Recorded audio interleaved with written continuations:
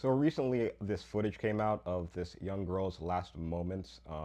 She's 23 years old, but in that moment, she was a little girl. She had no safety, nobody was helping her. And this story has really irritated me, okay? Because in this moment, looking at her, it's like your hypothetical daughter or something being stabbed by some random person on a subway, by somebody who has been in and out of jail because we have this liberal philosophy of reforming these people. There is no reforming these people. There is no rehabilitating these people. They are who they are.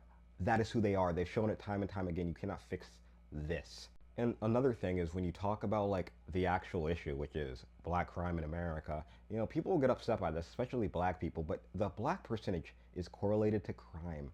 The higher the black percentage in a state, the higher the crime. The higher the black percentage in a county, the higher the crime. And we can talk about the socioeconomic reasons. I don't care. These people need to be in jail. The people who commit crime specifically do need to be in jail for the rest of their life. I don't really care about the history behind why this culture exists, why rap music is so prevalent, why being a gang member is so prevalent. The history literally just doesn't matter anymore. It maybe mattered it's like 50 years ago, but it doesn't matter anymore. What matters is ending this once and for all. Just like El Salvador ended their problem, just having a leader lock all these people up. He didn't say, well, these guys, they had a really hard time in life.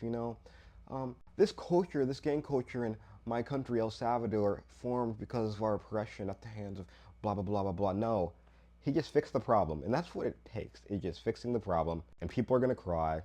And the same exact thing applies to the people who come to this country illegally who have killed Americans. Or another girl who was just killed by some illegal. Common sense is pretty easy, and it doesn't really matter what these people say and how they try to emotionally guilt trip the American people and how these judges think who shouldn't even have an ounce of power. I'm telling you, if crime was punished, severely punished, society would be better in every single way. Every single way.